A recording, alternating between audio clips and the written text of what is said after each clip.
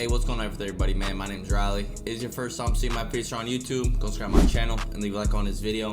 On today's clip, we're bringing y'all another bonkers Florida case, man. This is gonna be a random stranger, it appears, beat someone to death on a Florida golf course with a golf club, man. This one sounds, like I said, it sounds bonkers. We're not gonna waste too many of y'all's time. We're just gonna hop right in and blind react to this together. Let's go.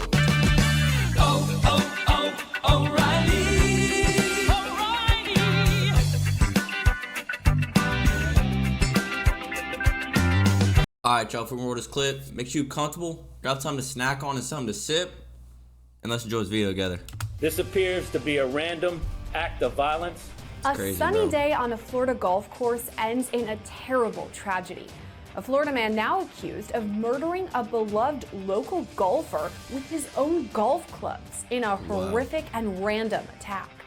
After all this, police say the suspect stripped naked and attempted to flee the scene. Officers. So this is obviously some guy suffering with some type of mental illness, bro. I don't know what it is.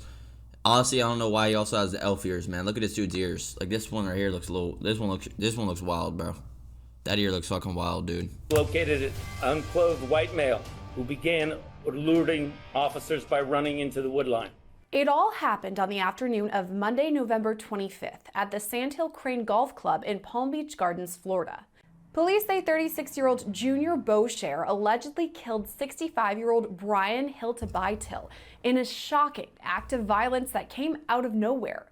The tragic incident began just before 1:30 p.m. when police received a call about a supposed maniac attacking a man on the first hole of the golf course. Damn. According to the arrest report, a witness told police he'd been playing golf with Hiltebeitel and another friend on the first hole when they heard Beauchamp yelling.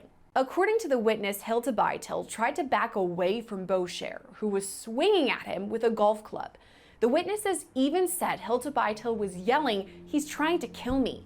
The witnesses then saw two men fall to the ground before Beauchamp allegedly started hitting Hiltebeitel over and over with this club.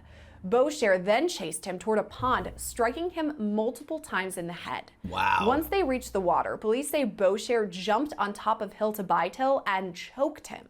Hiltebeitel stopped moving, but Beauchamp wasn't done. He then took another golf club and continued to hit the victim in the head. After the attack, Beauchamp got out of the pond, took off his clothes, and walked away. When police arrived at the scene, they found Hiltebeitel with severe head wounds. They attempted to save him, but it was too late. Unfortunately, the victim succumbed to his injuries and was pronounced dead on scene. Man.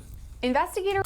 Imagine you're going out to just a normal golf trip. He said he was a local golfer at that actual golf was a resort or just a course. And then you just met with some guy that's completely out of his mind and end up taking your life, man. That's just, you really can't, some things you just can't predict, man. It really is honestly mind-blowing, the world we live in. Officers also found Beauchamp naked, attempting to flee the scene. Officers followed a suspect and after a short foot pursuit, entered murky waters. When Beauchamp refused to stop, police were forced to use a stun gun to arrest him, ending all the chaos. In the water? What may be the most terrifying about all of this, police say there's no apparent reason for the attack. At this time, it does not appear that Beauchamp had any legitimate purpose for being at the golf course. This appears to be a random act of violence where Beauchamp used the victim's golf clubs as weapons and viciously attacked the victim, ultimately killing him. Just before the incident, Beauchamp's family had called police to help remove him from his home. He was reportedly acting violent and erratic. It's still unclear if he was under the influence of drugs or alcohol at the time of the attack. So if y'all didn't catch that, they said the family called before this incident took place to have him, this guy right here, I forgot his last name, it's a weird last name, have him removed from the house because he was acting violent. But this isn't the first time Beauchamp has been in trouble with the law. He has a lengthy criminal history that goes back years, including several arrests for drug possession, domestic violence, and resisting arrest. In 2006, he was arrested for possession of drugs with intent to distribute near a park or school in Westport, Massachusetts. In January of 2008, he was again arrested for drug possession. 2009 and 2011, he was arrested for failure to appear. In 2018, he was arrested for domestic battery. And in 2022, he was arrested for fleeing and eluding, battery on a law enforcement officer, and resisting with violence. So this guy's obviously a violent offender. He was convicted in 2023 and served 255 days in the county jail. Bosher made his first court appearance on November. So they just said he served 265 days. We're now in November, so that means he just got out not even 90 days ago. Not even 90 days ago, I believe. My math may be wrong. And he committed a murder. 90 days he was out of jail. November 26th, when he made a disturbing statement that caught everyone's attention. He claimed he was the victim of witchcraft. The courtroom was filled with a mix of shock and sadness as the family of the victim, Brian Hildebytel, then reacted to the horrible events that unfolded. The court heard from Hildebytel's family too, including his longtime girlfriend, Dina Loro, who said, quote, "He was just such a good person. He was exciting to be with, always in a good mood, never depressed. He would wake up happy." Brian would often play golf in the morning before work, but on that particular day, he delayed his game to help a friend. So there's still a lot of unknowns in this case, but let's bring in criminal defense attorney and former public defender, Casey Early. Thank you so much for coming on with us today. Thanks for having me. Now, one of the reasons I wanted to talk to you specifically today is this happened in Florida, about 20 minutes from where you are right now. And to me, the thing that jumps out right away is this almost seems like a random attack. There doesn't really seem to be a motive. That makes it scarier to me. What do you think?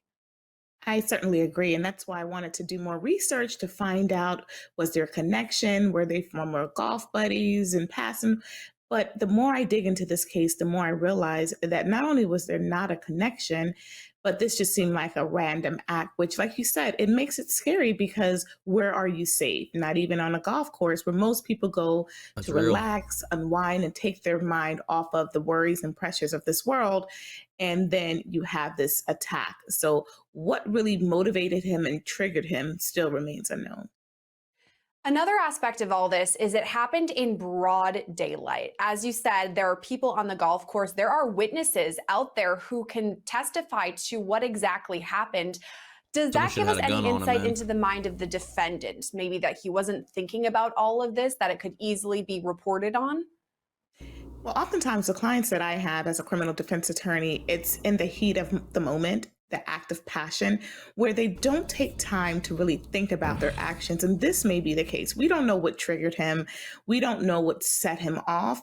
And sometimes when you're in that moment, you don't care about who's around or who the possible witnesses can be. And oftentimes with crimes like this, when it happens in broad daylight, people assume, well, they don't know me. They won't be able to identify me. So I'm going to act out on my anger. And I believe this was a situation. It wasn't like he tried to conceal his actions. He was angry and he didn't care who was around. But thankfully, not only were the witnesses able to provide a detailed description of the attacker, this ultimately resulted in his arrest. Something you mentioned there was we don't know exactly what set him off. Something may have triggered him and he snapped. Is that something investigators are going to take a look at? What happened? So that right there, if you listen to what she says basically this guy had no reason to kill this guy, which murders obviously there's not really too many reasons to kill anybody, but so that just shows you how important, especially in Florida, in a state like this where you can go out, if you're above 21, you have a clean background, you can go out, buy a pistol, carry that pistol with you on you without no permit. You don't need no permit down here. I know there's a few other states like that, I believe. So, like, you know what you gotta do? Sometimes you gotta do what you gotta do, man. If you gotta pull out the gun, that's why gun safety is super important. Of course, you gotta know how to use it in a time like this, but this dude had no reason to come out and attack it. That means people out there can, this could be you in the same situation. Now, my shoes, I'd rather have a gun on me and know how to use it than not have a gun on me. Anybody at the golf course, I mean, we're in Florida, bro, and I used to work at a golf resort myself, and I know these guys that golf, these old heads, The way they talk, they shouldn't be having a gun on them, man. I'm just saying. But definitely gun safety is super important. Some states, of course, you can't have it. Very unfortunate. But, yeah, super important. In this case, if he had a firearm, leading up could to have saved this his attack? life. Of course, because typically with a case like this, the investigators try to present a complete packet to the prosecutor's office. That way, the prosecutor can make a determination as to whether or not they will file charges based on the evidence that they Bro, this dude's receive. going to jail for But life. then once the prosecutor filed the Prison. charges, motive is not an element to the crime. So even if they don't have a motive, even if they don't know what triggered him, that is not an element that they have to prove beyond a reasonable doubt in order to secure conviction. On the other Pleading hand, the insanity, there's no defense way. may, in order to poke holes in the prosecution's case, may try to come up with a motive. Perhaps he was triggered or he was bullied or whatever the case may be, but it must make sense to the jury. So you just can't come up with a motive and hope that the jury Can't will believe she said believe that. it. It has to tie in and fit with the facts and circumstances of the case. Was he threatened? Did the other person have a weapon? Was he in fear of his life? So all of that must come in. But as of right now, we have very limited facts. But I'm pretty sure that once the defense gets the case and tries to present it before a jury, if it goes that far, or it may even result in a resolution in the form of a plea. Talking about the defense, I know you said they're going to take a closer look at everything about this defendant. I'm wondering if they'll also do some mental health screenings potentially doubt. based on this out of nowhere crime and the way that he acted during and afterward.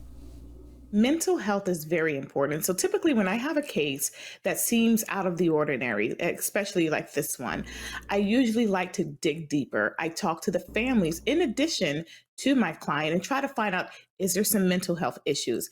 And if there is, I then go and get my client evaluated. Based on that evaluation, that psychological evaluation, then there's a memo that I present as a packet, as a mitigator packet, because sometimes the facts and evidence is so bad, you don't want to risk going to trial because you may risk having a longer sentence. So in this case, if this was a mental health issue and I have a psychologist create that report, I then present that report along with a memo and mitigating factors. First time offender, this was Not out of him. the ordinary. He suffers from this. And hopefully we can come up to a negotiated resolution where part of his plea deal would be take classes, let's say on anger management, battery, just classes where we can show or convince the prosecutor that, you know what, this was a one-time incident and he can and will be a productive member of society. Impossible. So mental health and evaluations are absolutely important. Let's talk about the crime itself. If this guy pleads insanity and they give him an anger management class, bro, I myself am moving out the fuck out of Florida, bro, because obviously the judicial system here is out of their mind. You know what I mean? Specifically, because it is pretty gruesome and honestly devastating for the family of the Getting out of victim. here. We know that the defendant took a golf club, obviously a very durable weapon, and attacked the victim. To me, that looks like he had a clear intention to hurt this guy. I mean, a golf club isn't something light. You get swung with that and it can hurt big time. Is that something that the prosecution is going to highlight? Of course. Oftentimes, society believes that a weapon is considered a knife or a gun, but a true definition of a weapon is anything that can inflict harm or substantial pain to the alleged victim in this case. Anything So can be a weapon, obviously, a dude. golf club that's made out of, even if it's made out of aluminum or any type of metal, that can, and in this case did, inflict substantial harm to the victim in this case. So of course, the prosecution is going to highlight that, but also the element of surprise. You don't think that someone would utilize a golf club as a form of a weapon, and in this case, it did. But based on my experience and working with cases like this, when something like this happens out of the blue, there was a trigger. So we want to know what that trigger was in order to kind of paint this picture of why he reacted like that, especially on a golf course. I'm also interested in what led him to act what he did next. So he beats this guy allegedly with this golf club, and then the victim is heard saying, he's going to kill me, screaming out in fear. The suspect then chases him into a pond and chokes/drowns him. The victim ended up dying in all of this. Does this show that the defendant was trying to murder the victim? Not only that, that Bruh. it shows that he was trying to murder, it also shows that there was no longer a sense of harm or fear. So let's say this case goes to trial. The defense cannot say, oh, this was self defense, because where was the imminent threat? Okay, so we know that even if you were triggered to beat him with this golf club, you then chased him into the water. So there's the fear is going or running away from you. So you can't say, I was defending myself when you're running towards the fear. So this is why I say this case is not a good case to take to trial. Even though a person has the absolute right to stand before a jury of their peers, a fair and impartial jury, and determine whether or not, based on the evidence and facts presented, that they are guilty beyond a reasonable doubt, oftentimes it is our job as legal counsel to say, although you're entitled to go to trial, the facts and evidence of this case is overwhelmingly against you. I suggest that you take full responsibility and let's see if we can mitigate a lighter sentence. Because the moment you chased that threat, you were no longer scared. You now became the aggressor. Even if you started off as the victim, you became the aggressor and you ultimately took someone's life. And in this case, it just looked like pure anger, frustration, hatred. No matter what set him off, he had the opportunity to stop. I agree with you. There were many times that he could have backed off, walked away, but obviously he killed the victim in this case. The next part of what he does is also kind of interesting to me too. Apparently then he takes off his clothes and he's just completely naked walking around on this golf course. I know that we talked about mental health issues in the past. Is that kind of correlated here? This is why I For said sure. this case is different because when you talk about the way he acted afterwards, you also have to think about what happened before to set him off. Typically, when you're dealing with mental health patients or clients, the simplest things will set him off that wouldn't set off a normal person. So his actions before, as well as his actions afterwards, definitely needs to take a closer look. And I really believe a skilled and trained psychologist, and oftentimes it takes more than one, to really make sure that these mental health issues are really there and to really convince the prosecutor that he was dealing with something very serious that ticked him off that caused this deadly result. We still don't know exactly what triggered him. The only thing that's throwing me off from him having just you know, a mental spell or whatever it is, him on meth, or you know what I mean, is he throughout 2006, 2008 was his first conviction, and through then he was just getting multiple. He had the battery charge in 2019, I think it was actually. The first couple charges was just possession of drugs. But you getting battery charges on assault on a LEO, which is a police officer, or EMS, I believe, too, could probably count as that. Not law enforcement officer, so yeah, definitely be a police officer. I forgot who else he attacked. His family's calling him, trying to get him evicted from the house because he's violent. So all these different cases leading up to him. Obviously, he's a repeat offender. I don't know if they're gonna give him the mental insanity case. I really hope he serves some time for this, man, because I hope he serves the rest of his life in prison, because this is crazy, man. This is for no reason, just go out and kill a middle-aged man, nice family. It looked like he has his own business. Man, But we do know he's scumbag, bro. obviously violent. Right now, he's being held without bond. Do you think that this is appropriate? I mean, he could be a danger to himself or the community. It's absolutely appropriate, and here's why. In Florida, typically when you have these heinous crimes of violence, you're typically held without bond. Should have been held bond out the first It time. needs to ensure that the community is safe. How can we be ensured that the community is safe when you did this in public amongst various witnesses in broad daylight, and something so simple to trigger you off, no matter what it is, even if it was words? He was absolutely aggressive from the beginning to Should the not be end. allowed in So society. typically in Florida, you're held no bond until you go to trial. In cases like this, even though the evidence is there, it takes time for the defense to prepare their case. So we've talked a lot about a potential jury trial, but you have also mentioned plea deals. I'm wondering, in your expert opinion, what do you think? Which way is it going to go? Florida, don't screw us, buddy. Based on my experience in Florida, the prosecutors typically take these evaluations under consideration. And in this case, I do believe that based on his background, if this is his first time offense, he may get a light sentence. And a light sentence here in Florida may be between 10, 15 years to give him time if he is mentally incapacitated or suffering from some mental illness to ensure that he receives the proper treatment under the direction of the Department of Corrections. So it could be a few years, but you have to understand this is a death that was involved. So whether it's charged as a second-degree felony or manslaughter or first-degree homicide, he's facing life. So anything less than life, it's a gift. There's a through line through all of this. It's just a devastating story for the family, friends, victims, one we're definitely going to continue to follow. Casey, thank you for stopping by and breaking down the case for us. Thanks for having me. As for Junior Bosher, he's being held without bail at the Palm County Beach Jail on a first-degree murder charge. Reporting for Law and Crime, I'm Sierra Gillespie. If I heard second-degree murder charge through these headphones, bro, I would have been mad as hell. This is not no second degree. This is first degree to the max. And really, I hope this dude serves life in prison, man. If they let him out on some 30-year charge or something like that, man, that's just BS. Because this guy's obviously a danger to society. He should not be allowed back on these streets, man. That's just common sense, right? But I don't know, man. I'm not too sure how these criminal lawyers down here in Florida be cooking up. I haven't been in the courthouse too much myself, only on some, traffic tickets, stuff like that.